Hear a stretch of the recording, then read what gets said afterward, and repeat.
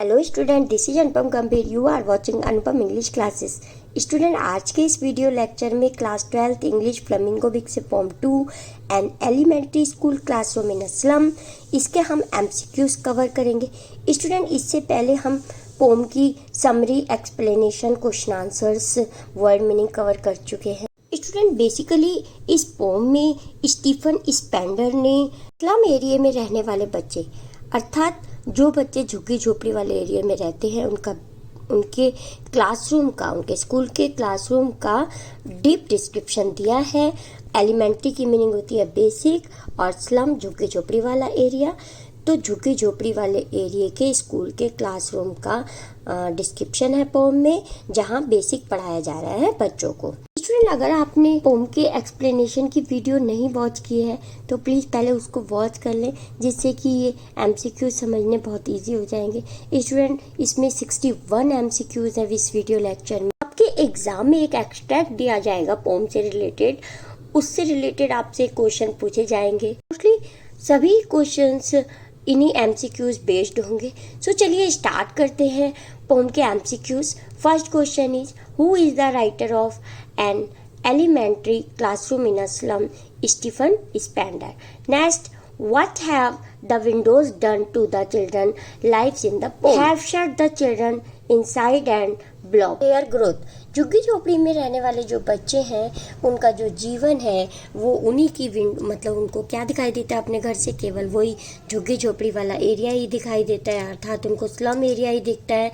तो हमारे पोएट क्या चाहते हैं कि उनको उस एरिया से निकाल कर बाहर का वर्ल्ड दिखाया जाए, ग्रीन वर्ल्ड से उनको परिचित कराया जाए और वे भी हमारे साथ अपने आप को एडजस्ट कर सकें। हमारे पोएट स्टीफन स्पेंडर अथॉरिटी से, या जिनको भी ये इनके एरिया को संभालने की अथॉरिटी मिली हुई है, उनसे रिक्वेस्ट करते हैं कि प्लीज़ इनको इस स्लम एरिया से निकाल कर वर्ल्ड से परिचित कराएं। Next question is, what does the poet wish for the children of the slum? अब वही क्वेश्चन फिर आ गया है कि जो पोएट हैं वो स्लम एरिया के बच्चों के लिए क्या विश करते हैं?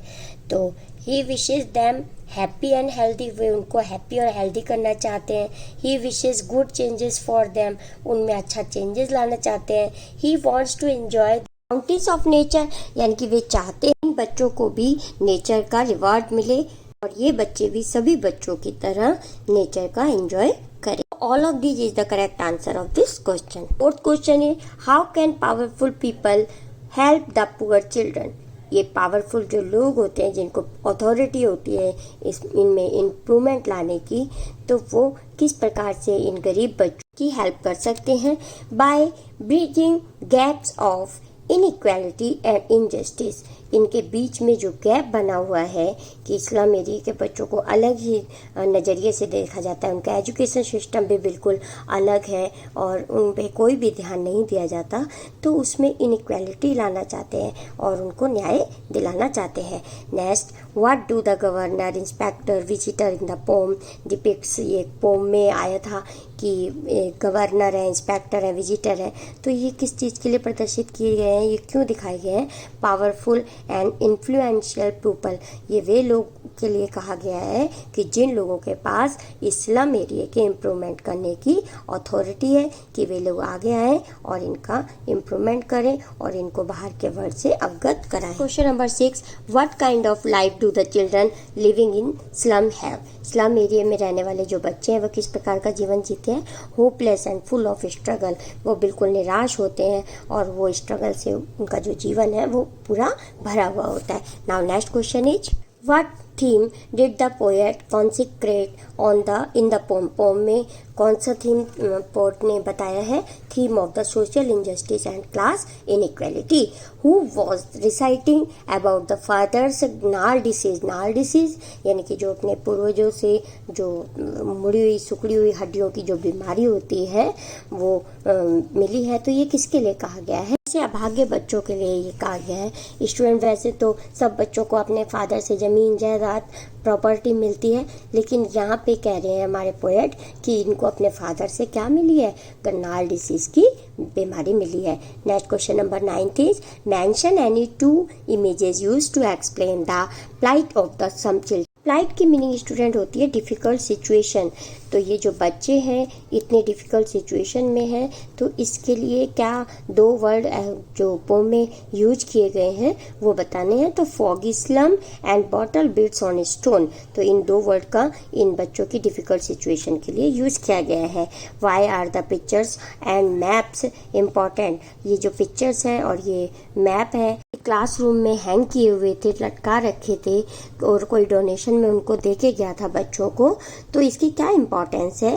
दे show vastness which the opposite to the world and needs of the children in the classroom. Question number 11, which children are refer to in the poem an elementary school classroom in a slum. तो इस poem में किन बच्चों का description दिया गया है, slum children. Which poetic device in far far from gusty waves, तो फार फार फ्रॉम स्टूडेंट इसमें एफ दो से अधिक बार यूज हुआ है। तो जब कोई कॉन्सोनेंट लेटर एक ही लाइन में एडजेसेंट वर्ड में यूज़ किया जाता है तो वहाँ एलिट्रेशन पोएटिक डिवाइस होती है। Now next question number 13 is what does the colour of the classroom walls point out. तो वो जो क्लासरूम की दीवारें हैं उनका कलर क्या पॉइंट आउट कर रहा है, poor condition of the slum. What attracts the slum children? The beautiful things like sheep and sun. What do catacombs signify? Catacomb की मीनिंग होती है स्टूडेंट अंडरग्राउंड टॉम, जो वो बरी किया जाता है, मुर्दों को दफनाया जाता है लाइन के साथ, तो उसे कैटाकॉम्स कहा जाता है। तो कॉन्फिडेंट और to the slum the maps being irrelevant. Next, what does gusty waves imply. Gusty waves की मीनिंग क्या है पोम में, हैप्पी चिल्ड्रन, कि ये जो बच्चे हैं फार फार फ्रॉम गस्टी वेज, कि ये जो बच्चे हैं ये हैप्पी चिल्ड्रन से बहुत ज़्यादा कोसों कोसों दूर हैं। What kind of future do the slum children have. ये जो स्लम चिल्ड्रन बच्चे हैं इनका फ्यूचर कैसा है, hopeless and uncertain. Next, what does the poet portray in the poem to the situation of young children in the slum. Slum area के रहने वाले जो यंग बच्चे हैं उनकी सिचुएशन को दिखाते हैं जो हमारे पोएट हैं इस पोम में। What is the tree room in the poem. Poem में ट्री रूम क्या है, a room on a tree where squirrel play. Student बच्चों का डिस्क्रिप्शन देते हुए एक लास्ट बेंच पे बैठे हुए बॉय का डिस्क्रिप्शन देते हुए हमारे जो पोएट है वो कहते हैं कि ये बच्चे का मन बिल्कुल भी पढ़ाई में नहीं लग रहा है और वो बच्चा बाहर देख रहा था विंडो से कि स्क्वायरल कैसे खेल रही है, उनके गेम को देख रहा था और वो चाह रहा था कि मैं यहाँ से भाग जाऊँ और बाहर जाके स्क्वायरल के साथ खेलूँ। According to the word its world what do these world express. तो ये वर्ड क्या इस चीज़ को एक्सप्रेस कर रहे हैं, the world belong to the rich. Next, what does the poet compare in the poem. Poet poem में किस चीज़ का कंपैरिजन करते हैं, rich and poor children. Tall girl with her head weighed down. एक और बच्चे का डिस्क्रिप्शन दिया है हमारे पोएट ने कि एक जो लंबी लड़की है उसने अपने सिर को बिल्कुल डाउन किया है। तो ऐसा क्यों किया हुआ है उसने, she is ill and exhausted. What offer freedom? The poet wants the slum children to enjoy freedom of knowledge, wisdom and expression. Poet चाहते हैं कि इन बच्चों को भी फ्रीडम मिले, नॉलेज मिले और ये भी बाहर के वर्ल्ड से अवगत हो। What does the expression open-handed map show? Map are open to all. They reveal everything. Poet चाहते हैं कि मैप सबके लिए एक सा हो और इन बच्चों को भी उसमें शो किया जाए। Why is the head of the tall girl weighed down? जो लंबी लड़की बैठी थी उसने अपना सर क्यों झुका रखा था, by the burden of her world. What does paper seeming boy mean?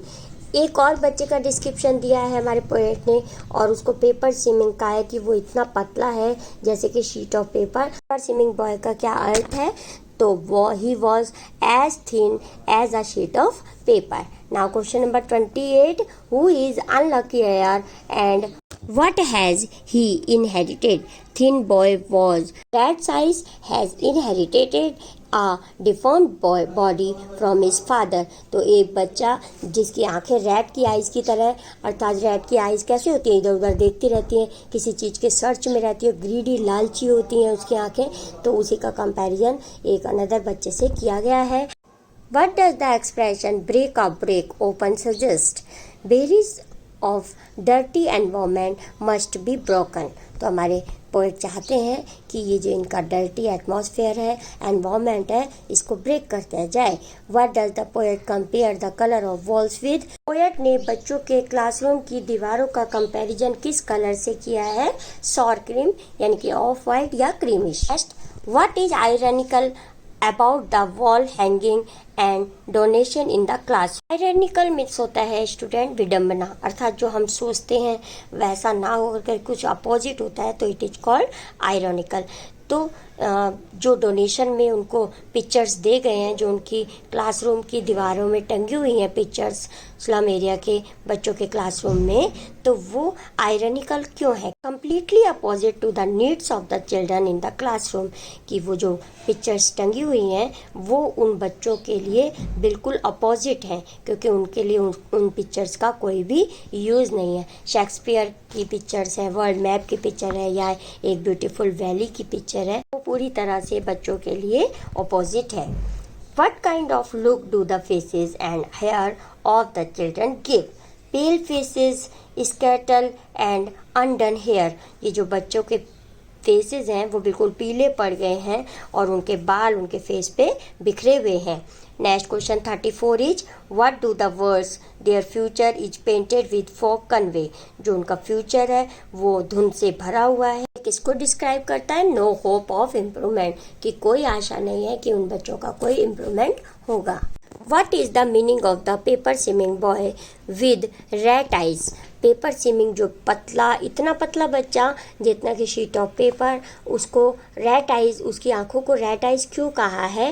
Week and malnutrition boy, क्योंकि वो इतना पतला है और उनको बिल्कुल भी न्यूट्रिशन, अच्छा न्यूट्रिशन नहीं दिया जाता है। Now question 36, what does the poet want? Poet क्या चाहते हैं? To send the children out of the slum, कि बच्चों को स्लम एरिया से बाहर लाया जाए। What do the faces of children in the slum areas reflect? बच्चों के फेसों को कैसा रिफ्लेक्ट किया गया है इस पोम में? सैडनेस एंड लैक ऑफ एंथुजियम, कि ये जो बच्चे हैं बहुत ही दुखी हैं और जिज्ञासा से बहुत दूर हैं। How is the paper swimming boy described about? Paper swimming जो बॉय का डिस्क्रिप्शन पहले दिया गया है वो किस किस, उसके लिए क्या क्या बातें कही गई हैं पोम में?